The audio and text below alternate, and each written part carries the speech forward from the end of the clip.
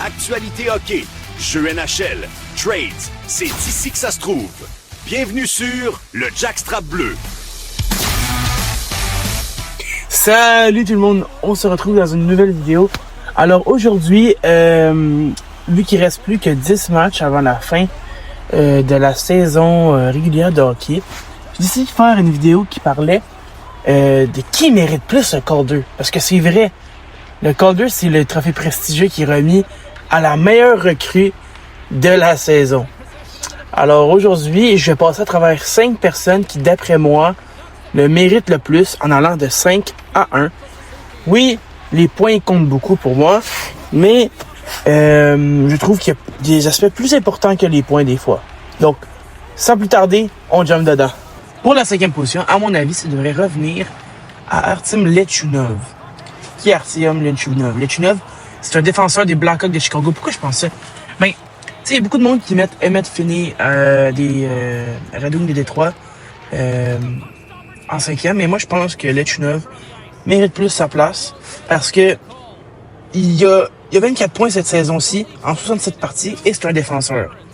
Je trouve que quand t'es défenseur puis que t'as plus de points, je trouve que c'est plus impressionnant que quelqu'un qui a un centre, parce que on n'oublie pas, quand tu es à un centre, tu fais la mise au jeu au milieu, donc c'est facile de faire une passe à quelqu'un puis qui fait direct un but.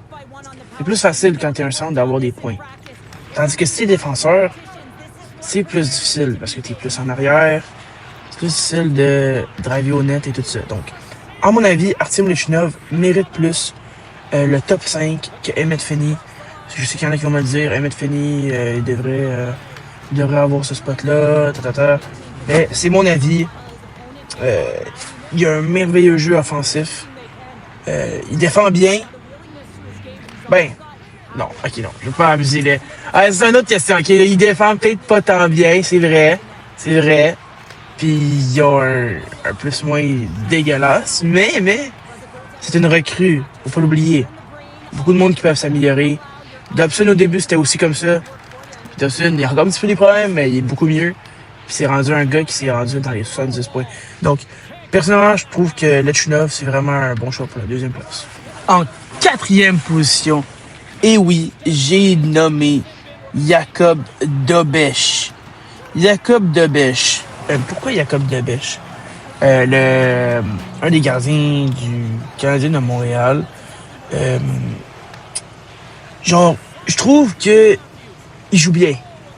Puis, oui, des fois, c'est vrai, il y a des parties que ça marche juste pas, là. Il en laisse rentrer 3 au début, pis t'es genre, wow, il en a laissé rentrer 3 en 9 tirs. Mais genre, Dobeš, honnêtement, quand il faut qu'on gagne, on gagne. Genre, des fois, même si on va laisser en rentrer 3, quand il aura le temps de faire des gros saves, ça va être le temps de faire des gros saves. Puis ces temps-ci, il joue très très bien. J'ai rien à dire sur ce qu'il fait. Puis on peut pas lui enlever. Il y a 24 victoires. 24 victoires, puis t'es un jeune de 24 ans. C'est pas rien, là. 24 victoires en tant que gardien débutant, c'est très bon, là. T'sais, donc, moi, je trouve que on peut lui donner Jakub Dobeš, 4e position. Et là, en 3e position, c'était très serré pour moi de décider. Ça a pris beaucoup de temps à trouver, mais Beckett Sennecka. Beckett Sennecka, il est très bon. Il fait des bonnes passes, il fait beaucoup de points. C'est un joueur dédié. Il est tout le temps là. Il fait ce qu'il faut. Pourquoi je le mets pas 2e? Là, vous savez qui je vais mettre après. Mais je l'ai mis 3e parce que Beckett Sennecka, oui, il a des bons tirs. Il fait pas mal de buts, mais c'est un peu comme un Ovechkin.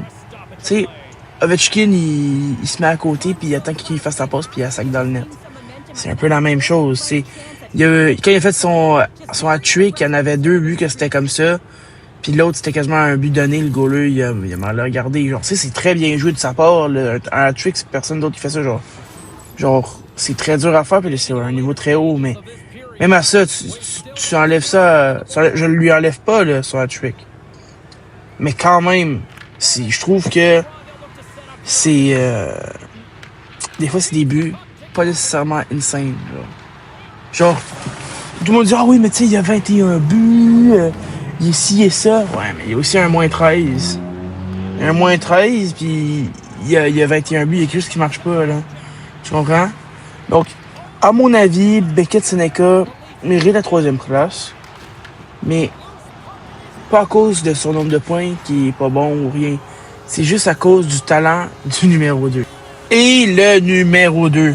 C'est qui le numéro 2, coudon? Ben, c'est Ivan Demidov, man. Lui qu'on attendait tellement longtemps. On suivait son avion. C'était le flight le plus tracké dans le monde quand il est arrivé l'année passée.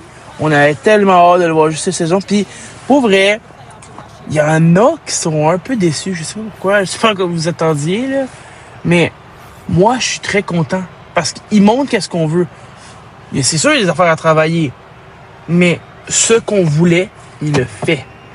Qu'est-ce que je veux dire par là? Eh bien, Ivan Demidov, c'est un créateur de jeu. C'est pas nécessairement quelqu'un qui va scorer beaucoup comme Cote Gauthier ou quelque chose comme ça.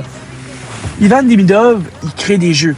Puis souvent, si vous avez remarqué, il en crée des jeux. C'est juste que des fois, ses coéquipiers ont de la misère à s'adapter. Ils ont de la misère à être prêts, mettons, au bon moment. Ils savent même pas qu'ils vont recevoir la passe. Genre, wow, je l'ai reçu, tu comprends?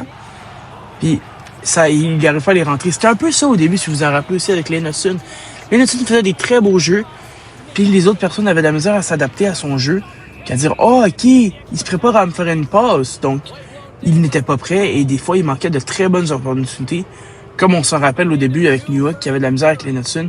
Des fois, il y avait des open net puis il manquait parce que, ben, il s'y attendait juste pas. Donc, moi, je pense qu'il y a bien des fois où il aurait pu avoir au moins facile, là, 10 assists de plus. Oui, je suis sérieux, là, 10 assists de plus. Mais que c'est juste des coups manqués de ses coéquipiers. Donc, Samson, il est à 54. Il est juste un point derrière Beckett Seneca.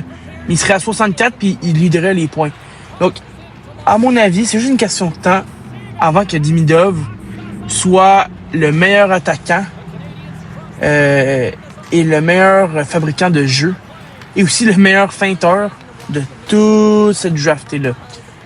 Pas le meilleur scoreur, par contre. Parce que le meilleur scoreur, vous savez c'est qui? Et le meilleur scoreur dans cette QV n'est personne d'autre que Matthew Schaefer. Matthew Schaefer, un jeune défenseur. Oui, défenseur, c'est là. C'est pour ça que c'est impressionnant. Ça fait un peu comme l'année passée. Ça faisait longtemps qu'on n'a pas eu des bons défenseurs comme ça. Puis moi, je trouve ça intéressant parce que, comme j'ai dit plus tôt, être défenseur, c'est vraiment un gros mérite. Surtout quand t'es au-dessus des points. C'est pour ça qu'il le méritait autant l'année l'année passée. Là, aujourd'hui, tu te dis, Macklin Celebrini, il aurait fait sa saison d'aujourd'hui contre celle de Lane Hutson. Ok, je l'aurais donné à Macklin Celebrini parce que il carry tellement son équipe que c'est pas comparable. Mais l'année passée, là, non seulement Lane Hutson avait plus de points que Macklin, mais en plus, c'est un défenseur.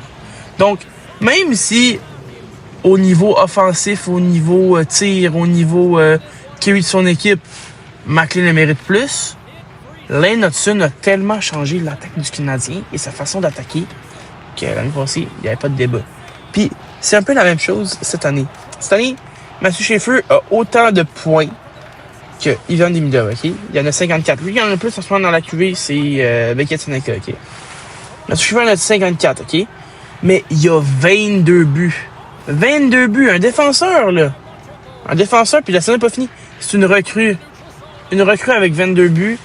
Comme défenseur, c'est fou, là. Puis, surtout qu'il est réussi avec 32 assists. Je sais pas qu'est-ce qu'il y a avec avec les Islanders de New York, là. Mais on dirait qu'ils ont tout le temps des bons défenseurs. Avant, il y avait Dobson. Il nous le trade, puis aussi, il pogne Matthew Schaefer. Fait que finalement, le trou, il est comblé. Moi, je trouve que ce gars-là, il est vraiment incroyable, Matthew Schaefer. On peut rien dire. Il fait tout le temps des points, il fait tout le temps des buts. Moi, je trouve que juste la façon dont il tire et qu'il joue ses jeux, c'est pas comparable aux autres. Surtout qu'il est très bon en défensive. Je sais pas si vous avez regardé des fois des highlights de lui, mais il éteint les jeux.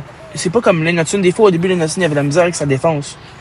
Mais Schaefer, en tant que tel, est complet. Il sait tirer. Il a un bon IQ sur la glace. Il fait des passes, il fait des jeux.